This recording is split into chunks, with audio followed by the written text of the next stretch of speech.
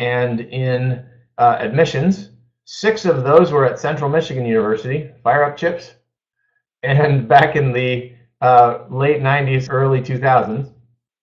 And the second half of my career, I went back and did a PhD studying how higher education works, trying to make sense of all the things that I had seen.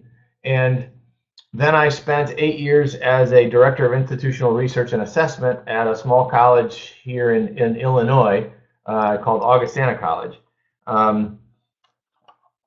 Some of you might have seen the things that I've written in the Chronicle or Inside Higher Ed from time to time.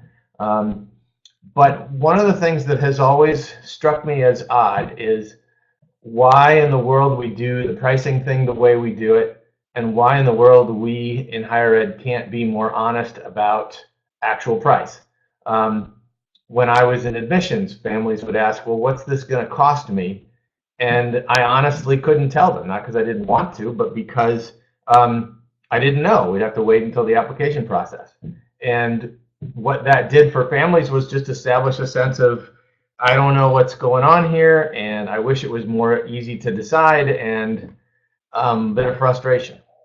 Then when I got onto the institutional research side, I saw that on the inside, this pricing model is killing a lot of schools because people see the sticker price and then they walk away because they see this crazy high sticker price. It used to be that it was just the private institutions were the biggest I guess, practitioners of the high sticker price, but now it's an awful lot of public institutions, especially flagships. And either way, that just does not help us, especially for small colleges that actually do a pretty good job, but people see the sticker price and just don't apply.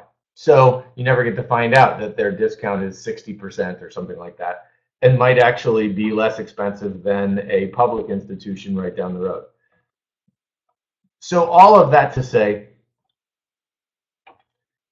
what we're trying to do here is we're trying to find a way to increase affordability and decrease debt.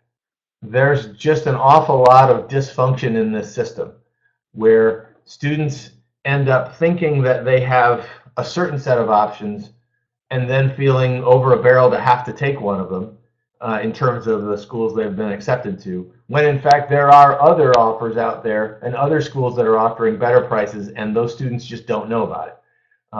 And this is one of the drivers in the $1.5 trillion student debt balloon that I'm sure all aware of and pay attention to and think, I can't even figure out how to count a trillion. We're trying to empower everyone with better information. We're used to making decisions about things where we know the price range that we need to fit into, and we use that as one of the criteria that when we're deciding on lots of different things. And there's no reason why we couldn't have that in higher education.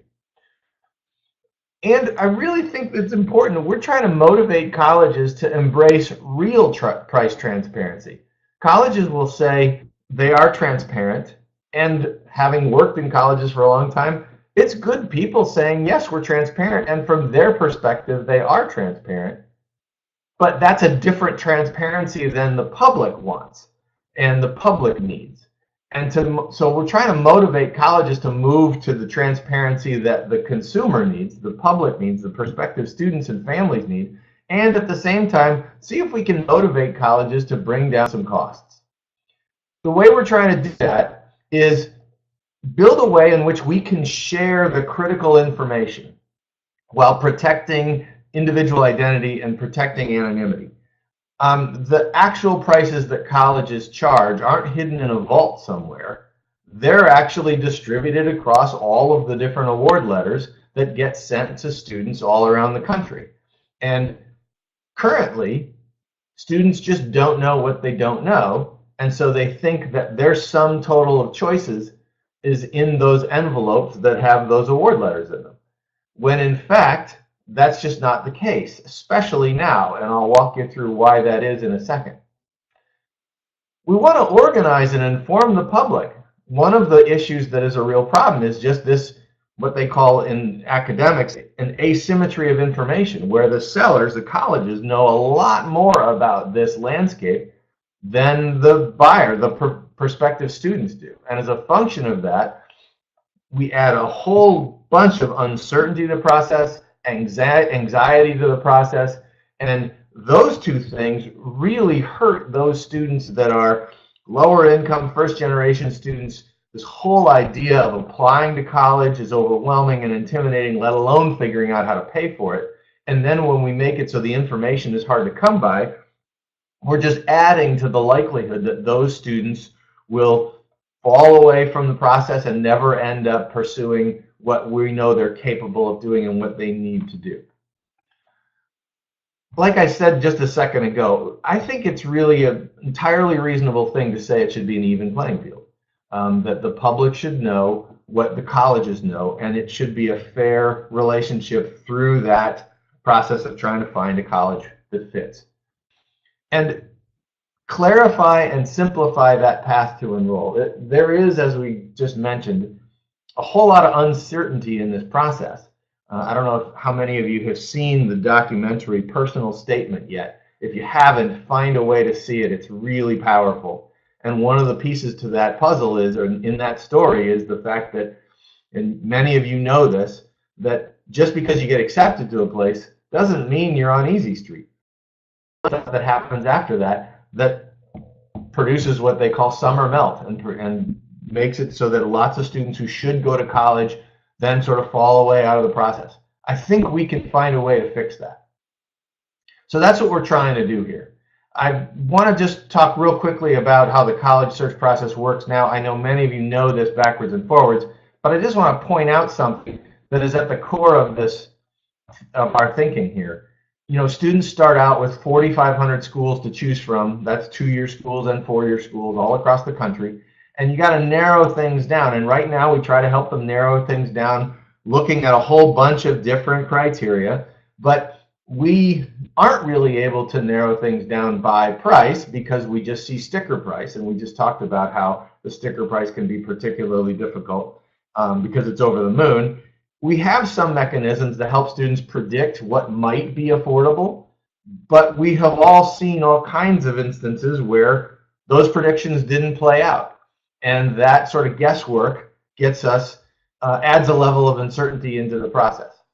So students apply here eventually when they start to narrow things down, and they don't find out their price here until here, and then they're supposed to decide. And of course, the question is, well, what if you can't afford any of the offers that you've got? What do you do? That's what we're trying to change. So when tuition was lower and aid went strictly to need, we could sort of tolerate this selection, this peculiar process.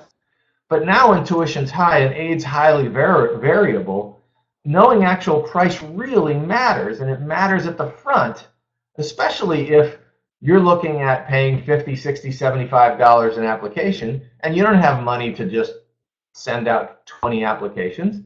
So knowing actual price really matters at the front. Why would you apply to a school that you can't afford? And that's one of the process of thinking that goes through a lot of students' heads and a lot of parents' heads. So why do you think this might work? Well, I want to walk through just very briefly some pretty big numbers, but to show something that's really important to know. If there are more students than there are seats in colleges, colleges can charge what they want, and there's always going to be somebody else that'll pay for it, right? Just basic supply and demand stuff. But in 2010, we peaked the number of students graduating from high school. Nationwide, we're at 3.5 million. In the Midwest and the Northeast, we're at some big numbers in the 700,000 and the 600,000s. But watch what happens here and why this matters. Nationally, the number drops a bit, but in the Midwest and the Northeast, by 2020, next year, we've dropped a lot. And by 2030, the national number is going to drop about 172,000. But almost all of that drop is in the Midwest and the Northeast. And of course, Michigan, you're right smack in the middle of those two, aren't you? So what that means is that colleges are starting to, and colleges are starting to see this, there's now more seats in colleges than there are students to fill them. And last year, a survey of college and university business offices found that over half the colleges and universities never made their enrollment goals. And they were recruiting all the way through the summer. And what that means is that there's now more seats than students, and the public could influence price if the students knew those prices. So, and we're already seeing that some, but because of what the students don't know, this then sets up a scenario where the information asymmetry allows the prices to kind of stay where they are instead of the colleges being forced to bring those prices down like they should have been in 2011 for that matter, because the drop in the Midwest and the Northeast started right away. So, all of that to say, tuition fit. The whole idea here is let's set up a mechanism where everyone, for free, can share their award letters and some basic information, and we can create a giant data set that anybody who shares into it can then see it. Okay? So the first thing that happens, and I'll actually show you what tuition fit looks like. This is a process that isn't entirely abstract for me. I have a high school senior myself, and so we're in the middle of this at my house. Students set up a secure account. You have to create a username and a password, and you can't log in through Facebook. You can't log in from Google. We wanted to make this secure, and people understood that it was safe, so that we don't have a Facebook problem like folks I'm sure have heard about. So students set up an account, and they provide basic demographic information, name and address, which I'll explain why we asked for that in a second, some academic information, which is essentially SAT or ACT score and a high school GPA, and then financial need information. We only need one piece of information, and that is the EFC. We don't need anything else, we just need the EFC, and that's a proxy for need. Then when students have received an award letter, they essentially just take a picture of it or scan it on the printer and upload it to the site. What we do, the first thing we do is from that award letter, we look at the name on the award letter and look at the name of the student that the students put in when they signed up, just to cross-reference and make sure that this letter is a real letter from that student. We also have some other ways of confirming that this is a real letter and somebody didn't just build something on their printer by themselves. Then what we do is we redact all of the private information on that letter, and we then show that letter back to the student, and the student has to approve our redactions.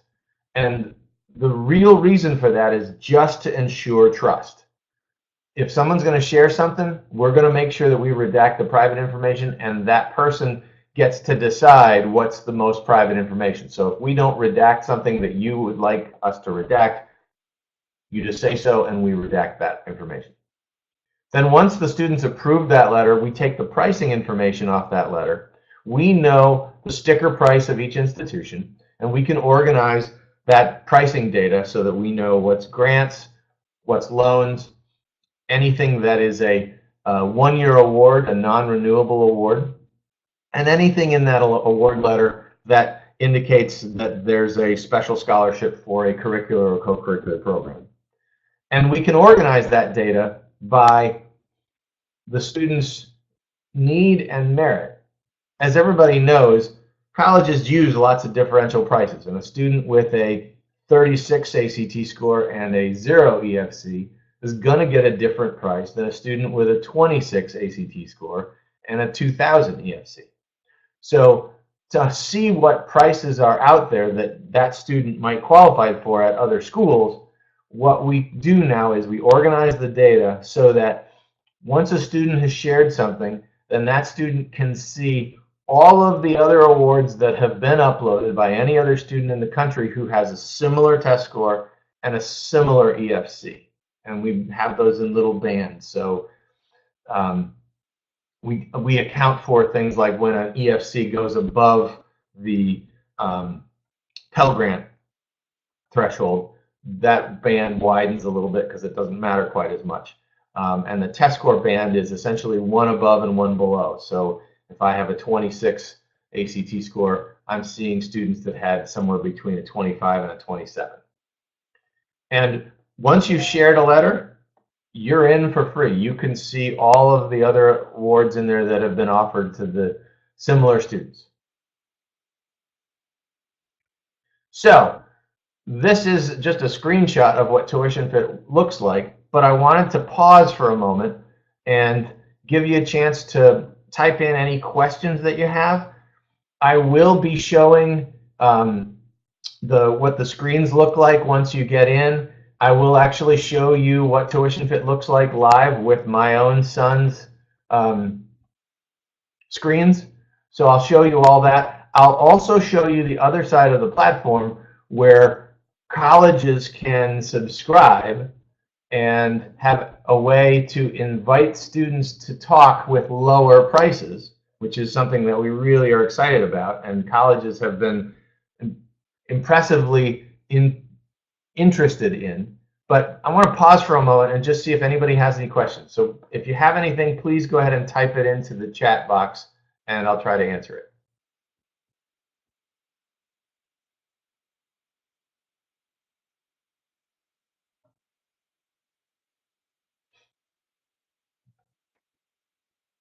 Okay, it looks like we have one question coming in.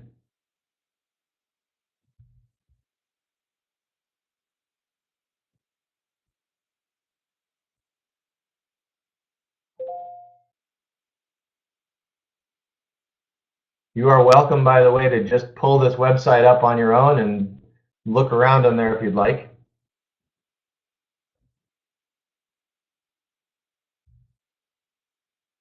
The first question that pops in here, they're both about school counselors. And thank you for asking those questions. So two things. One, is there a cost for school counselors to access? Absolutely not. This is a free tool for everyone that is engaged in the college search process. So it's free for students, it's free for parents, it's free for counselors. Everyone involved in helping students get to college, this is a free tool. And the second question, as a college advisor at a school, is there a way for me to access data for students without creating a student account? So that's the hitch in this process. In order for this data set to exist, folks have to share. And so the way to build the data set is to share and then have access to it. So there is not yet a way to access the data without creating an account and sharing at least one letter. I will say one thing, however, and that is that one of the things that folks have done is they might have a student who's long since decided they were going to go to a college, and they've already picked their school and they've done that process, but they have multiple award letters from schools they chose to not to go to. Those work as well. Upload those, and that's just access. That just gives you access to the data, and those prices benefit somebody else. The whole idea of this project is we build a community of people participating by sharing information that then benefits somebody else. It may not always benefit you, but it will absolutely benefit somebody else. And then as a result, you can come in and benefit yourself, maybe not right away, but down the road. Now, two other things, Shelby, that I think might be of use. One is that this is our first year as a platform, and so everything that we're doing is in the present with this year's data. Once we get to September and we turn over so that we have previous year's data and current year data in the 1920 year, all of that previous year data will be free to everyone. So that would be a way to see all of the data, see all kinds of data without having a student account or without having shared anything. And we will have that way specifically so that students who are juniors, students who are sophomores, counselors who are just looking to try to get some sense of some ideas can go and see some data that's useful. It will be 1 year old, which will be better than data that's coming from a lot of the predictive algorithms out there, because that data comes from iPads and what's publicly reported to the federal government, and that data is 2 years old. So the data that we'll have in our year-old data will be better than what you would get in the predictive algorithms from some of the other tools that are out there. But that will be entirely free. So you'll have access to that. This year, we don't have any prior year data, so that's just the way that the system is set up. Okay, what I thought I would do real quick is just show you a little bit about what Tuition Fit actually looks like. So I'm going to switch over to share my screen and show you how that then works. Okay. Here's obviously the Tuition Fit webpage. And there's a blog that I should write more in, and I haven't. There's some other information up here, an FAQ that has some useful information as you're going through. But I have already logged in. If you're joining for free, you just click here, start your search for free, and you can set up an account there. And as you can see, there's a video that will walk you through how to set this up. We have a password protocol that requires a little bit more sophisticated a password. And there is a privacy policy and a terms and conditions that are useful to read if that's the kind of thing you're interested in. But I think the big thing that I want to make sure everybody knows, this whole platform prioritizes students first, period, end of story. So what that means is we never ever share the data that people upload. Private information is always private, and we don't rent it, we don't lease it, we don't give it away, we don't give people snapshots, none of that, ever, ever, ever. So students' data is always safe. This is not a lead generation tool like some of the tools that people are familiar with, the CapExes of the world and others, where you set up an account and then you start getting tons of mail. That's not how this works. This is primarily for students. So I have logged in as for my son's account. You can now see that his name is Keegan. And on the dashboard here, they've got where he's uploaded one letter. When you upload a letter, you have in three different possibilities here. Needs attention means a letter that has been uploaded that is too dark, or it's out of focus, or we can't read it, or sometimes people have uploaded from a screenshot from a portal, because a lot of schools are using portals now, and there's nothing on that screenshot that we can see to help verify that that's that student's letter. So that would be a case where the student would need to, we would send you a note and say, hey, we need a snapshot of that portal that has your name on it, or something that allows us to cross-reference. Pending means we're working on it, and it takes us about 48 hours just to make sure everything's set. And then approved means we've approved it, and the student has to go back in and approve it.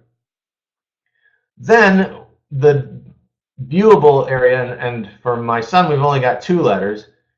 We click on that, and there are, his letter is up here from Naropa University, and you see the sticker price, and then you see the scholarships, the loans that are being asked to pay, and essentially here, the bottom line price that we're going to be asked to pay next year. Okay? Then here are 2 other awards that students just like my son have uploaded with similar test score or a high school GPA and similar EFC. And to verify, if I just want to see, is this a real letter, I can click on this icon over here and I can see that letter. And you can see up here that this is blacked out. This is where the name of that student was, and we have redacted that information.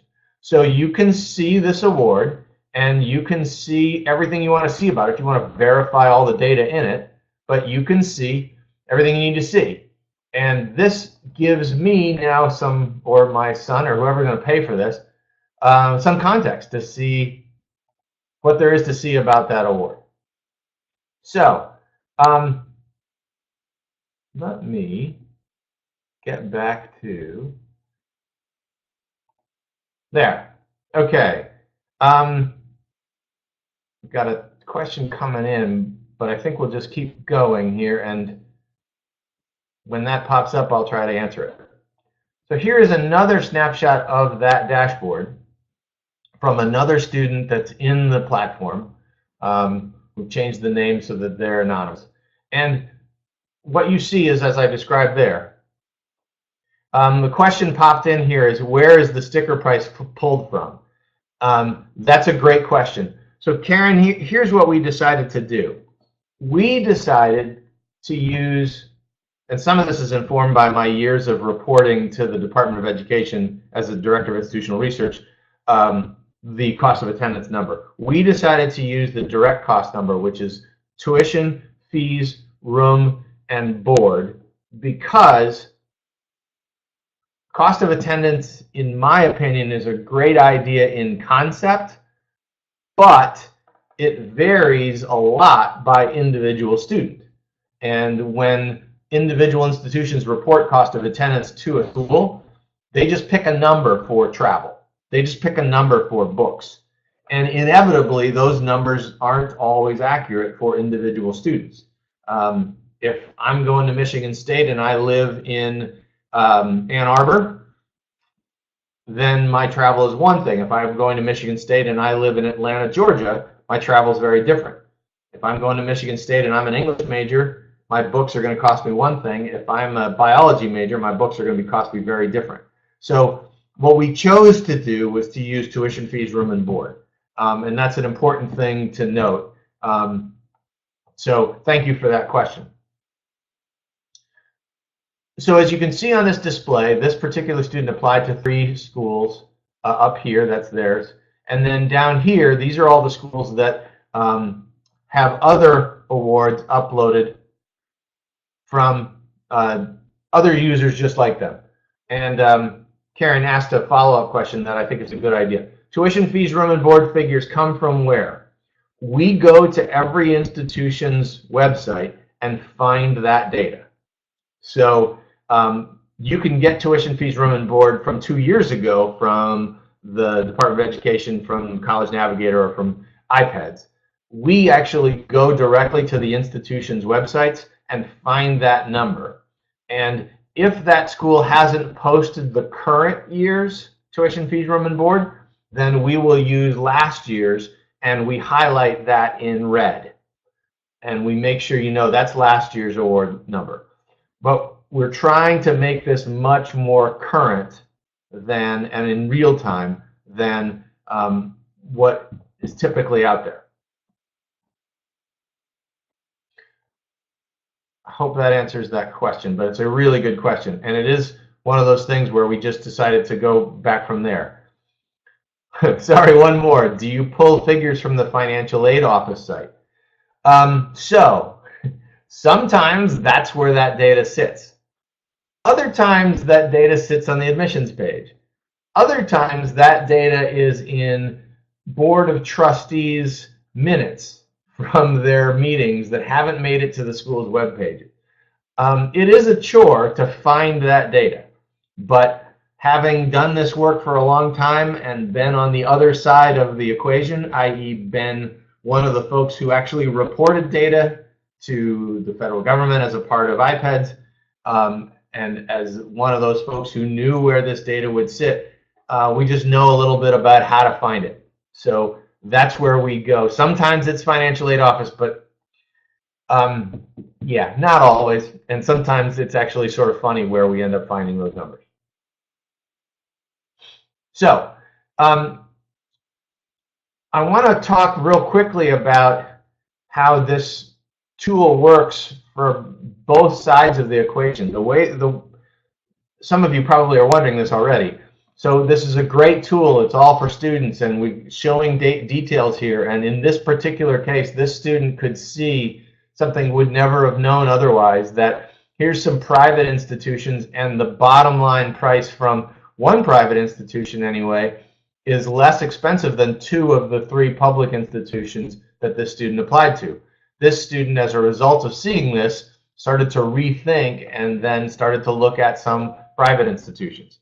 And so this data was really helpful for them. The other thing was they noticed that this institution down here is a public institution, and that price was significantly lower than these 2. This is out of state. This is out of state. How is that the case? Well, the student started to look to find more about that, because obviously this is a pretty good price compared to these 3 up here. This student would never have known this. So the question that I think some folks probably wonder is, all right, it's free. How do you pay for this? How does this platform work? How do I pay for running it, right?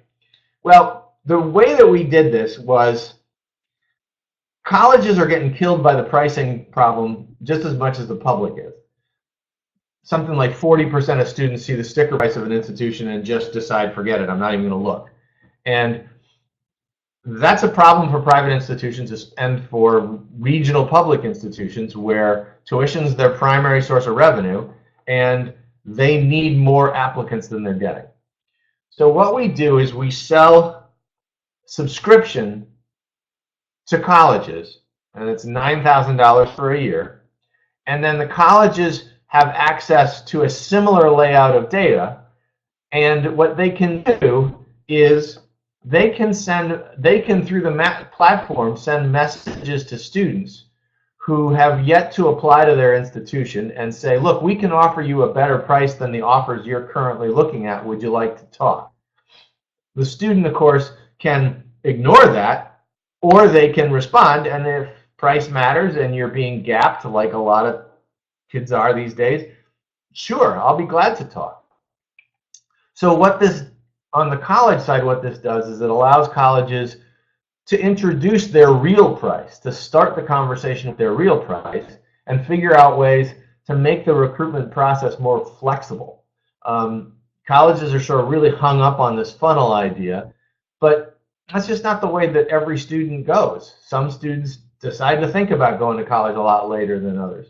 Some students have to revisit. They would start looking at schools far away and then realize they want to go close to home, or the other way around. So this is what colleges see. It's still entirely anonymous, but the college would see the student is from this state, it's a male or female or other, they have a test score, they have a high school GPA, and they have an EFC. If the student has said there's absolutely a particular major or a particular co-curricular activity that I won't go to a school that doesn't have that, they'll note that here, okay? And then the schools can see that the student has been accepted to this school here. This is the price that they're being asked to pay. And so the school can see that, let's say, for example, we're down here at the Northern Illinois University. The student's got an offer from Northern Illinois. And on the far side of this display, there's an invite column.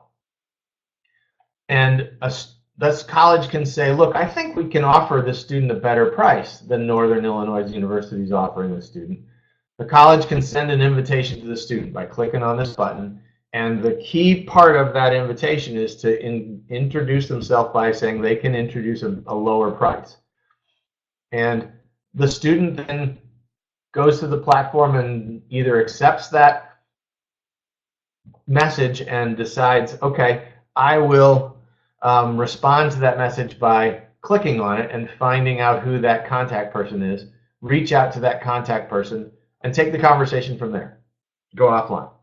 Students can opt out of this feature, so students have total control over whether to be even let themselves be contacted. And schools only get one bite at the apple, so you can't keep sending a student multiple messages. If the student doesn't respond, then that's how that works. So now there's 2 ways for students to find more information about price. They can see it from the student display by seeing the other offers that are out there, and they can get invitations from other institutions. What we've been working on doing this year is trying to find institutions to join up, and there are 4 of them so far on the platform, and there are 13 others that are in the process of deciding whether they're going to join on right now or not. So we think that that number is going to jump up pretty quickly. And as you can imagine, now that schools are starting to see how many students are depositing and deciding to enroll, and schools are seeing that they're in need of more students, more and more schools are finding this to be a tool that they would like to use. So the colleges get to see this data. They don't download this, so this is something they just see on the display. And again, all of the students' private information is anonymous. So there's no way that a school can find out who the individuals are until the student initiates the conversation by responding to that message and then telling them who they are and considering applying, taking the conversation from there. Are there any questions about the college side of this platform?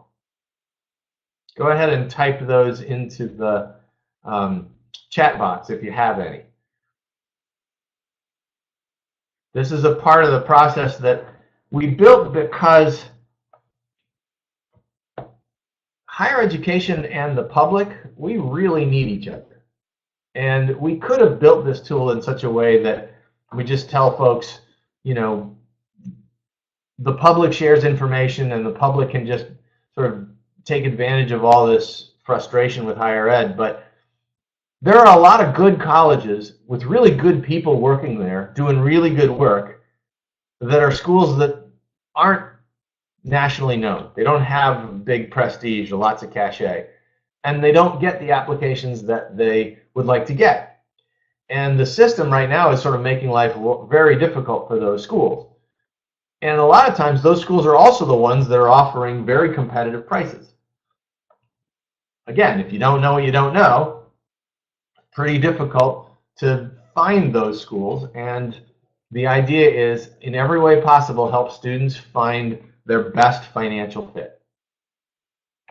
So the goal here with Tuition Fit is, let's encourage transparency by taking charge of this thing, by sharing data, by sharing the key information so that we all benefit from it. This is a tool that's very much benefit the bigger community and benefit the individual, just giving you information to put whatever prices you have in context, and then using that context to decide maybe there's some other price I'd rather see. But we have to make transparency happen for this to start. There are a lot of award letters and there's a lot of net price calculators out there that are misleading and inaccurate. And if folks were watching some of the news just last week, a big report came out about net price calculators and found all kinds of errors in those calculators, both in terms of being misleading and in terms of being inaccurate. And obviously, that's a huge problem for a lot of reasons. And it dovetails with everything we know about award letters. Those same findings were found 10 years ago with award letters and in 2012 in net price calculators. Things haven't changed that much. And the reason they haven't changed is because there's not sunlight to sort of expose this stuff and let the public see it so people can make choices and make their opinions known. So let's let the sunlight discourage the bad behavior. Let's empower the public to shop intelligently. There are hundreds of schools that are recruiting all the way into August, and they're giving out all kinds of scholarship awards, and their prices are oftentimes quite reasonable. Let's make sure that students can use that information to shop intelligently. It doesn't mean that we should just say everybody should go to the cheapest school, but I think that it's okay to say price matters, and let's be open about it, because that's one of the criteria that matters. It doesn't do a lot of good to go to a school and then end up $40,000, $50,000 in debt when you come out, and then think, well, I'd like to go to graduate school, but I can't, or I'd like to start a business, but I don't have the money, so I can't. We're not helping our kids that way. And I mean, you all know this. I'm preaching to the choir here, but the whole point behind building Tuition Fit was we can rise up and organize and stake out a space here that helps our students and helps all of us even the playing field. And if we do that, we as a public will start to impact price. There are more seats than there are students. And in that case, prices should come down. But they're not coming down because the public doesn't know what it doesn't know. We make that a fair playing field, and prices will start to come down because people will know where to go to find those prices. And colleges will see that they can bring their price down $500, $1,000, and increase their enrollments. They'll do that. Right now, colleges don't know each other's actual prices either.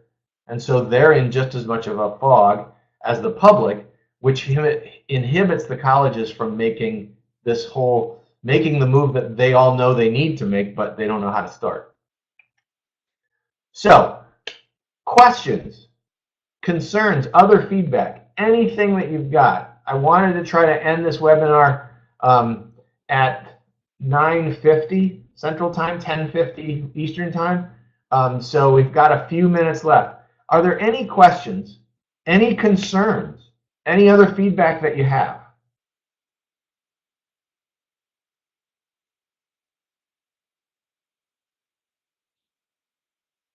Great. There's 3 people typing, it's telling me, which is wonderful. And I say this for long after this. All of you, please reach out with any questions, any concerns. You can find them. I will put my email up here in a second. I would love to get as much information as you can. All right, Elizabeth, I have trouble getting students interested in signing up for Khan Academy or even using College Board search tools. What are some ways you've seen schools, organizations successfully get students' interest? That's a great question. What we have found is that when this becomes about actual price, something tends to click. And when folks are starting to face, this is how much you're going to have to borrow to be able to pay for that, that does shift the dynamic a little bit. There's something about when things are sort of abstract that, especially for 17-year-old students, it shifts a little bit. It's not quite so important. When it comes about price, it does. But with all of that said, we have also found that doing some giveaways and doing some promotions and some nice little things helps. So we have on our Facebook page, if you go to Facebook and go find Tuition Fit, and you look for a couple of things, this will come up at the end of the screen, but we're doing some drawings that give away a $500 dorm shopping spree. So if you're trying to outfit a dorm, we'll give you $500 to help you outfit your dorm. And it's built around you sign up, upload a award letter, and then bring a friend. So we've done some of those giveaways. That really helps a lot. It also helps just to sort of talk to students about, do you really want to help all of your students, all of your classmates get to college? Then let's all team up. So that's some of the things that we've done. Karen asked, do you tell students you are pulling costs for on-campus living? Yes, the tuition fees, room and board number that we use is in fact bringing in costs for on-campus living, but they're not necessarily all costs. So we try to parse that we're not talking about cost of attendance, we're talking about those direct fees, and that was really the only way to get to a place where we could go apples to apples and feel like the comparisons were a fair comparison to compare prices at 2 different places. But I think that if I'm thinking about your concern, I'm guessing what your concern is, yes, there's absolutely some other costs in there that we don't include that is a part of the conversations that I'm sure you have with students. Laura posted, let me see here if I'm trying to read the whole thing that you put in here. Promote this as a, how do I, as a College Access Network coordinator, promote this to counselors and parents? We have found that a lot of online resources and emails have helped. We have found that using some of the promotions have helped. But we have found that this is something that it does take a little work to get parents to see this. It is true that for parents and counselors, they tend to be a lot more savvy about the cost thing than others, than students, especially if the students are expecting parents to pay for it.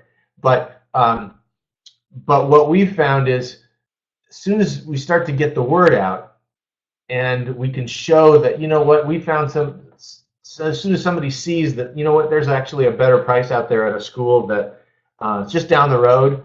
I didn't apply there, but I didn't have a good reason to not apply there. I just didn't, because I didn't have money to apply to a bunch of places.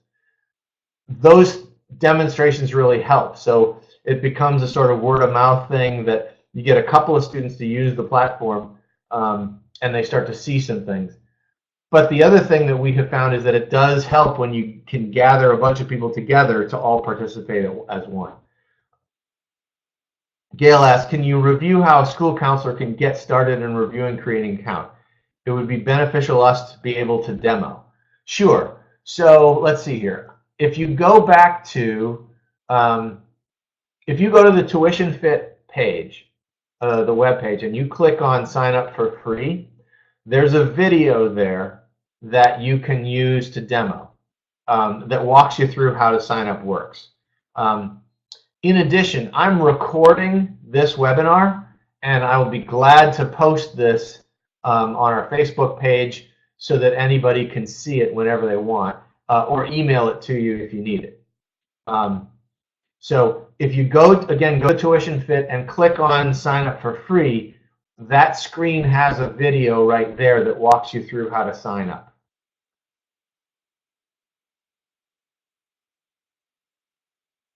Are there any other questions?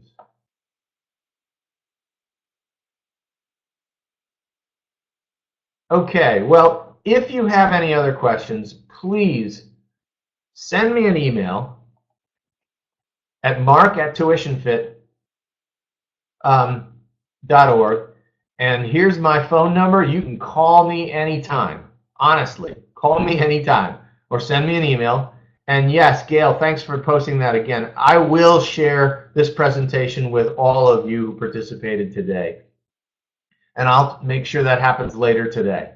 I hope this is useful. This really is an effort to see if we can move the needle and help our students find college for a lower cost, and find college for less debt, help more students get to college with more choices and options as they go through.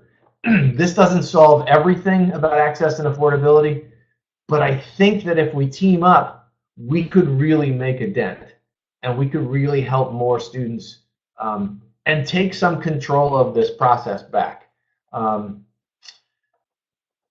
Yeah, so this will, I hopefully, be helpful. And please, any feedback that you have, any concerns or comments, don't hesitate for a second to shoot them my way. We want to make this that is really helpful for folks, and we're doing this on a shoestring. We're trying to make this happen because we really believe in it, but there's plenty of things that we can make better, and we'll know those things because we hear from people like you. So thank you very much. I really appreciate everybody checking in. Have a great rest of the day and rest of the week, and I look forward to seeing your questions, emails down the road.